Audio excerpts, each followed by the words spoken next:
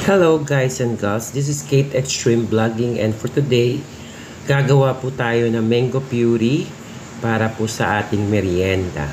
So ito po ay sangkap ng, ito po ay manggang pahutan at dahil po sa dami ng na-harvest ko po sa aming puno, ito po gagawa po tayo ng mango puree. So ito po ay concentrated na mango. So, all we have to do, balatan natin. Pagkatapos yan, hiwa-hiwain natin. Pagkatapos po, ilagay natin sa blender. Okay? At kailangan po natin siyang madurog. Okay? Pagkatapos po niyan, pag na-blend na po natin yan, ang isusunod naman po natin, ay lulutuin po natin siya sa apoy. Para sa ganun po, pwede nyo po siyang i-store sa loob po ng refrigerator. So at any moment po na kailangan nyo siya, pwede nyo po siyang makuha sa rep. Okay, so hindi po siya mapapanis. So ngayon po, ayan, dadaanin muna natin po sa ating blender. So ayan po. Yan po ay almost maliliit kasi ang mangga, so marami po yan, mga isang planggana yan. So ayan po, inalis po natin yung sounds kasi may mga naririnig po akong mga galing po sa television, so kaya po it's better to have a voice over. So ayan po, at biniblend natin siya, kailangan po siyang madurog. Okay, so sa iba po, para po direct na po kayo makapag mango juice, ang ginagawa nila, nilalagyan po nila ng yelo. Sa akin po, para po fresh pa siya, kahit ilagay nyo siya sa rep at ma-store nyo ng almost 1 week, ay dapat po siyang lutuin po sa apoy para sa ganun po manatili po yung freshness niya. Then we will add a little bit sugar, around 2 cups of sugar, and then 2 cups of water. Okay? Kasi concentrated na siya masyado. Now, ayan po, hinahalo-halo ko. At pagkatapos niyan ay ilalagay po natin sa mixing bowl. Afterwards, ay ilalagay na po natin siya sa Pyrex na glass. Yes po, ang ginamit ko pong pinaglutuan po niyan ay Pyrex na glass para po malinis. Okay? So, after nyan, pwede rin po nyo yan gamitin pag gumagawa kayo ng cake. Ayan po. Yan pong ating lutuan ay Pyrex made of glass, brown glass. Okay? So, para malinis po siya. Para mas lalo po nyong makita kung paano po ginagawa ni Kate. Okay? So, ganyan lang po kadali gawin ang mango puree. All you have to do is to cook the mango in the fire. Ayan. Okay? Then, you have to add 2 cups of sugar. Okay. Ngayon, kung hindi po matamis sa inyo ang mango puree, kasi most of the people inside our house are all matured, old enough, like 50. So, kaya po, hindi ko nilagyan ng maraming sugar. Okay. So, afterwards, ayan po, kumukulo na. Yan. I-dissolve nyo yan dyan sa water. That is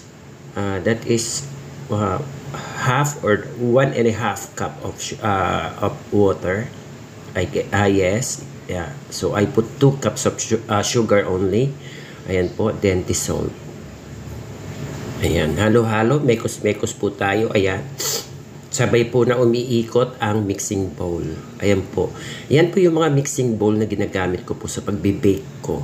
Pag nagbe-bake po ako ng mga cakes, anything about baking, yan po ang mixing bowl ko. Okay. So, ayan. You have to add the water with the sugar. Ayan. Hindi po masyadong maraming tubig yan. Okay. All that thing that we have is to dissolve the sugar into water. Then, you have to add it. So, pag naluto na po yan, nangangamoy po yan na parang caramel. Okay. So, that means it's already cooked the sugar. So, ayan po. Diretso tayo. Mekos-mekos. Mekos-mekos. Shout out nga pala sa mga Team Saudi official. Yes, Team Mayor, Team One Love, Borniball Vlogs Team. Yes, Dapper PH, Music Zone, Music Gamer Zone. Yes, mega love shout out din po sa kay May Tambidan, Fatty Yosan, Wine Guy Vlogs, Jessie Blue TV, uh, Krish Travel, Beshi Berna Vlogs. Mega love shout out din po kay Kulats, kay Jean Vlogs. Mega love shout out din po kay Gemaline Pahayahay. Mega love shout out din po kay Ship Pastor, Ship Loy, yes, kay Lopi Alasus, kay Jack and Joel,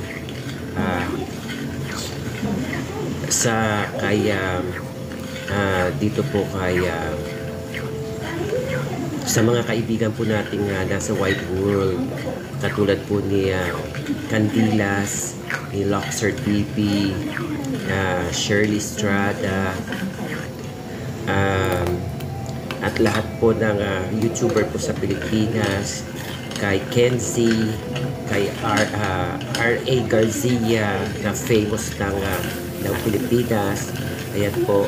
Mega love shout out din kay M.M. Lou Bautista. Mega love shout out sa Team Babaylan. Ayan. Mega love shout out din kay RNTV21. At mega love shout out din po kay Repa Pit Weirds at kay Bert Cuisinero. Mega love shout out from Qatar. Yes po, kay mega love shout out din po kay Richard Sarno ng Abu Dhabi. Mega love shout out din po sa lalahatin ko na mega love shout out po sa lahat po ng vlogger sa buong mundo. Ayan po, si Kate Extreme naghahalo-halo po ng manggang hurok. Ayan po, gumagawa po tayo ng mango puree. So ayan na po ang finished product natin. Luto na siya. Pinatay ko na po ang apoy at ready to salin. So isinalin ko na po para to make it cold. Ayan na po. At nilagay ko na po sa 4 na baso para po ice na lang ang idadagdag natin. Yan po ang finished product natin ng mango puree. Yan po ay pure mango at yan po ay good for snack. Okay? So, I prepared it already po dahil snack po yan ng pamilya. Maraming salamat sa panonood po. Thank you very much for watching.